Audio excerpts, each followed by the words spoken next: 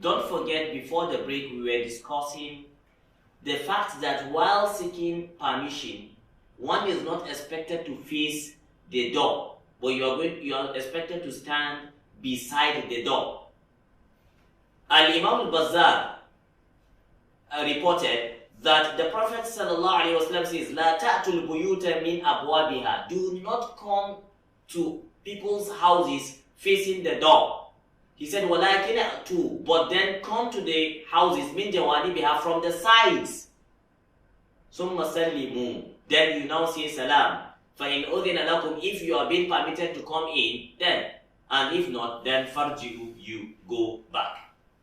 Now that tells us the fact that to a kind of preserve or to observe the reason, the essence why that permission is being legislated, one have to be careful so as not to see inside someone's house, so as not to kind of discover someone's privacy without such person's permission.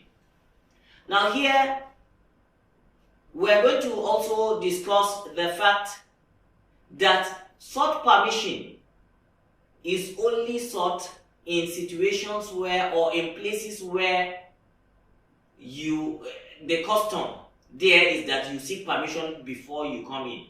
But if the custom in such places is that you don't seek permission, for example, the marketplace now, someone's shop in the market, you find out that those places are open for all.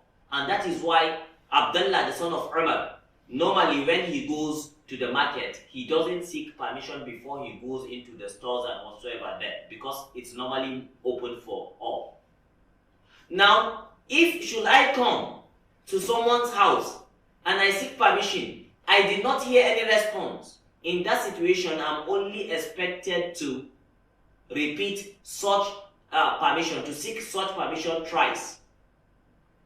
That is because of the hadith of Abi Musa al-Ash'ari, what the episode that happened between him and Umar, when he came to Umar's house and he sought permission thrice, there was no response from Umar.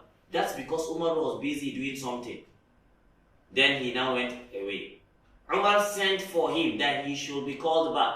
When he came, he asked, "Didn't I hear your voice? Why did you leave?" He said, "That's because I've already sought the permission thrice and there was no response, and that's why I left, because the Prophet ﷺ said so." You observe that in that situation, it states that whenever one when you seek permission thrice, then you do not add on that, then one will leave. Now, in situation where the owner of the house now sends for you, he said, "Go and call so and so." If you come along with the messenger now, the person that is being sent, that alone is a permission for you to come in. The Prophet ﷺ says, "Idha du'iya ahadukum," when one of you is being invited, فَجَاءَ مَعَ الرَّسُولِ, and he came together with the messenger, فَهُوَ إِذْنُهُ, it is his own permission. It is only when he delays and did not come early, in such situation he needs to seek permission. That's because when he comes with the messenger, the person that sent for him is already ready for him and whatsoever, so he would have done all such things. Also, what if you seek permission and then there is no, you are asked to go back? In this situation, scholars said, people tend to behave in two ways when they are asked to go back. There are people that will do it, rest assured that they are following the doctrine of Islam. They are implementing the command of Allah subhanahu wa ta'ala. They will do it happily. They do it with joy, knowing the fact that here we have done what Allah asked us to do. And then there are other people that tend to a kind of become angry. They tend to become disturbed. They tend to ask questions, series of questions. Does that mean I'm not important? What does he take himself for? Why will he tell me to go away? Things of that nature. Scholars said that you should be careful with regard to such kind of thoughts. And some even will utter statements saying so person, he is so and so. Maybe saying he's arrogant and things of that nature. Scholars said when you do that, note that here you are not really having problem with that individual, but the problem here is that Allah have asked you to do something, and here you are challenging that. And you observe that if we are going to keep to this manner now of seeking permission, and on the fact that even when you are asked to go back, you go away with joy, rejoicing the fact that yes, you have implemented a doctrine, a law of Allah subhanahu wa ta'ala, you find that is going to save us a lot. It's going to save us from lying. Because some people, maybe they might be busy, but then a friend comes to him and he knows the friend might be angry. If he tells the friend to go away, he now tells the child, go and tell him I am sleeping. Go and tell him I'm not around. You observe that here he has taught his child how to lie. But if we are going to stick to the teaching of Islam in this regards, that will mean I don't need to lie. I will just tell you, sorry, I'm busy, come back later. Because in situations you might not know what is wrong.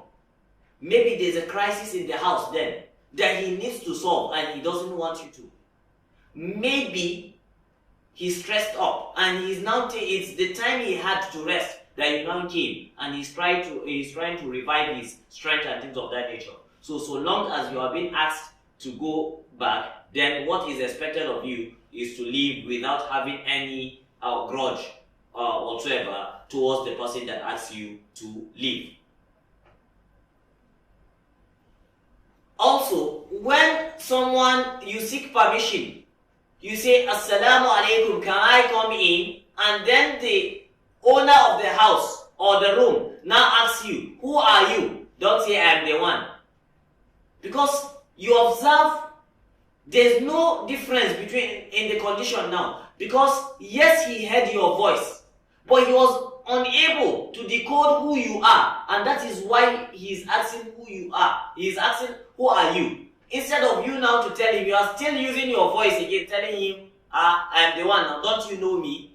You are still telling him to take that distance, to use your voice in trying to know who you are. No, what Islam teaches here is that you say, I am so and so, mentioning your name. It came in a hadith.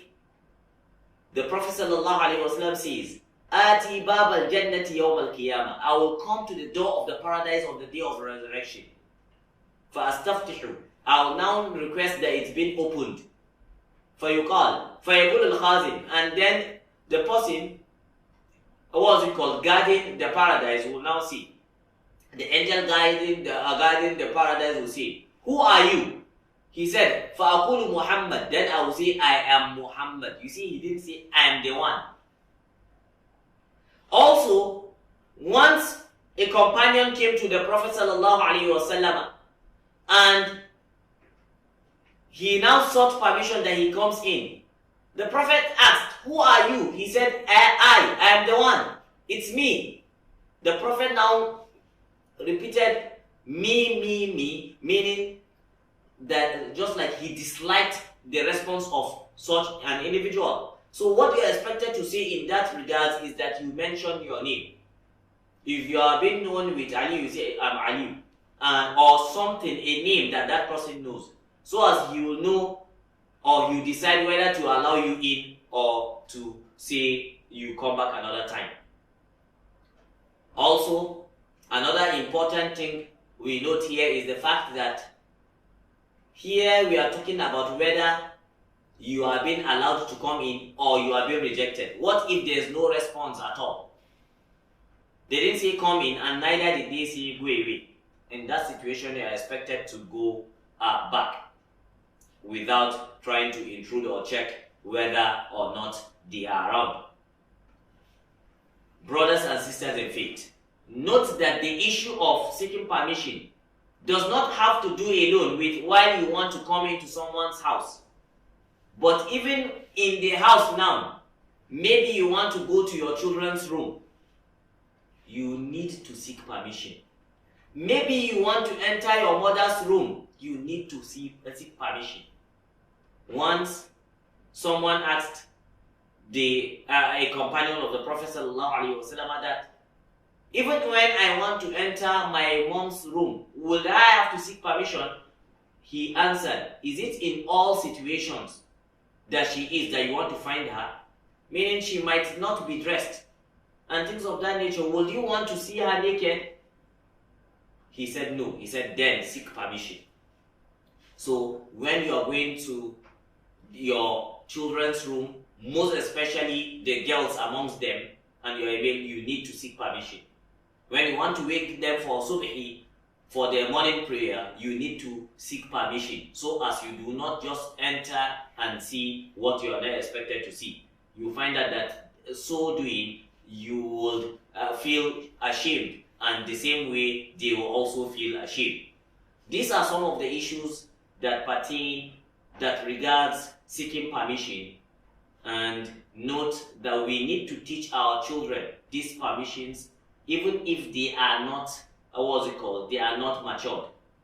But if they become matured, it becomes mandatory. If they are not matured, then they need to seek permission thrice, meaning before the Subh prayer, and then while you are saying your siesta, and then after the Isha prayer. That's because things could happen then, as Allah subhanahu wa ta'ala states.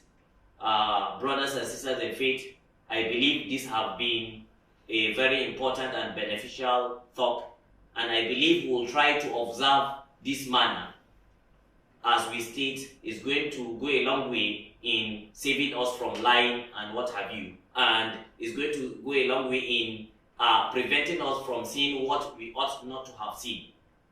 At this note, I say Assalamu alaikum wa rahmatullahi wa barakatuh. Till we meet next time.